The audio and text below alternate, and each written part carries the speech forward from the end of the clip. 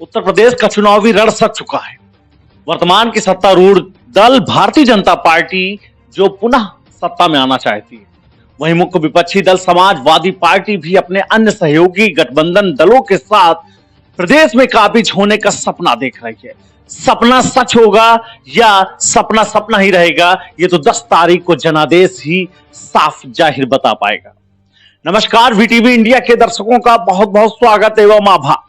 मैं शिबू खान, संवाद शिबू खान में आज हमारे साथ मौजूद हैं प्रसपा से संबंधित वो नेता जो किसी परिचय का मोहताज नहीं है। शिवपाल यादव की पार्टी प्रसपा का नाम तो आपने सुना ही है, जो चुनाव में बहुत ही महती भूमिका निभाने वाली है। चुनाव फिर से अखिलेश को जिताने के लिए शिवपाल यादव, जो कि चाचा भतीजे का रिश्ता है, फिर से राजनीति के डोर में बंधा हुआ है। हालांकि ये तो देखने वाली बात है कि 10 तारीख को जो चुनाव के नतीजे आने वाले, उसमें शिवपाल जी की योगदान कितना रहेगा, ये तो बात की चीजें हैं। लेकिन आज माहौल सपा का बनाने में प्रसपा या प्रसपाई पीछे नहीं है। आज हमारे साथ चर्चा में शामिल हैं प्रसपा से एक कद्दावर नेता जो किसी परिचय का मोहताज नहीं है, वर्तमान में लोहिया वाहिनी से संबंधित हैं, राष्ट्रीय महासचिव के पद पे कार्यरत है। आइए जानते हैं उनका परिचय उन्हीं की जुबानी।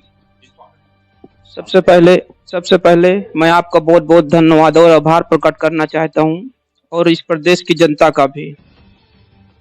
मैं कुंवर रघुवेंद्र सिंह यादव, राष्ट्रीय महासचिव प्रगतिशील समाजवादी पार्टी लोहिया वाहिनी से। आइए चर्चा का दौर बढ़ाते हैं।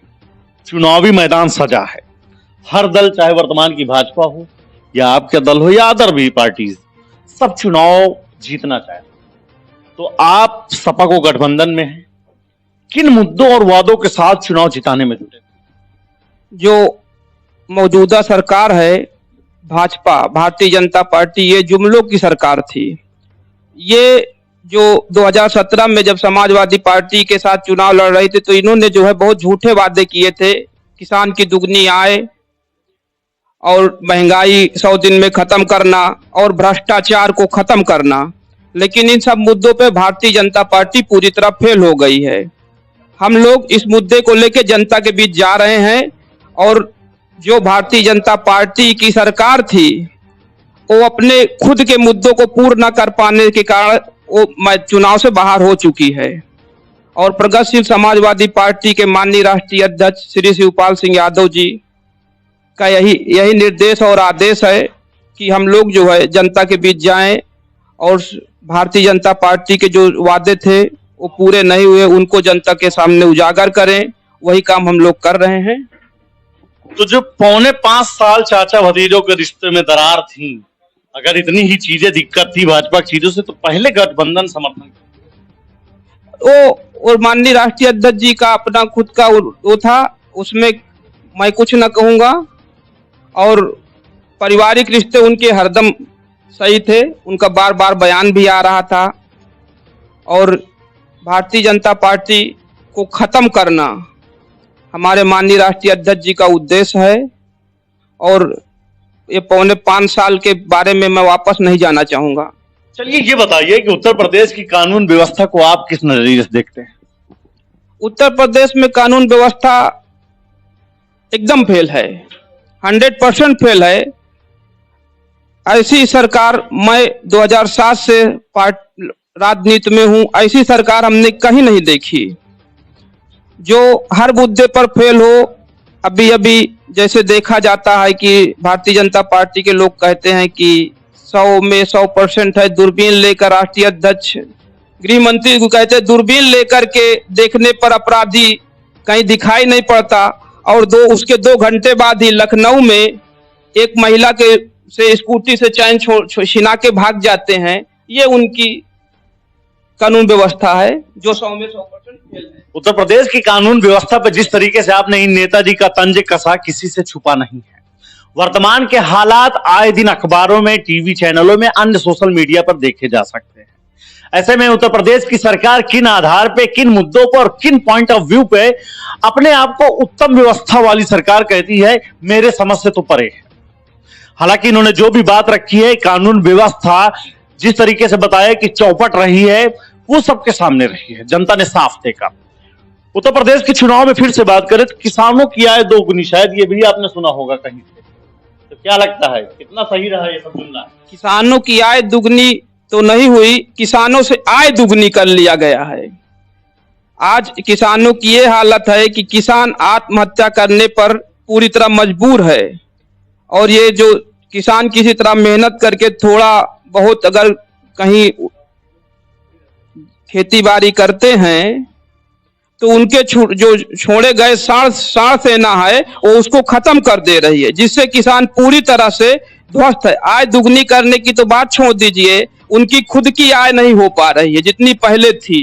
जितनी सपा सरकार में उनकी आय थी वो भी अब नहीं हो पा रही है। तो आय दुगनी करने का, महंगाई खत्म करने का, भ्रष्टाचार खत्म करने का, इनका पूरी तरह से सारे वादे झूठे थे, जुमले थे, और पूरी तरह ये सरकार फेल है। इसलिए इस बार जनता पूरा मूड बना लिया है। भाजपा का एक और नारा था, बेटी बचाओ बेटी पढ़ाओ, क्या लगता है इस पे, क्या कहेंगे आप? लेकिन उन्होंने ये नहीं बताया था कि किससे बचाना है। हाँ, बेटी बचाओ बेटी पढ़ाओ का नारा दिया और उन्होंने ये नहीं बताया था कि किससे बचाना है। क्योंकि दरअसल जहां तक मुझे जानकारी है, इस सरकार में मैंने जितने भी देखा, हाथरस कांड देखा, उन्नाव कांड देखा, छोटे मोटे भी रोज के कांड देखते, तो इसमें ज्यादातर नहीं, पूर्ण रूप से भारतीय जनता पार्टी के नेताओं का कहीं ना कहीं कनेक्शन आ जाता है, जिसे बचाने के लिए, अपराधियों को बचाने के लिए माननीय मुख्यमंत्री जी खुद अपने हाथ में बीड़ा उठाते हैं।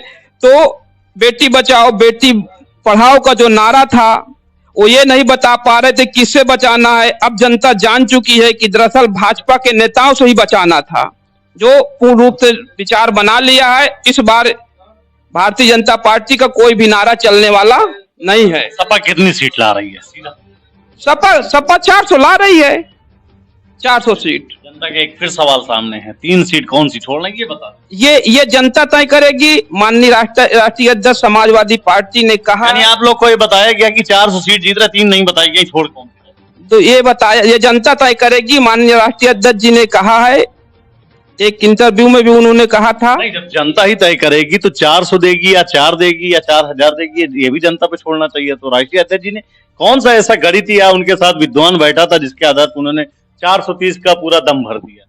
3 सीट इसलिए छोड़ी जा रही है कि विपक्ष मजबूत रहे। नहीं, विपक्ष मजबूत रहे। हमारे राष्ट्रीय अध्यक्ष जी का कहना है कि विपक्ष मजबूत रहे।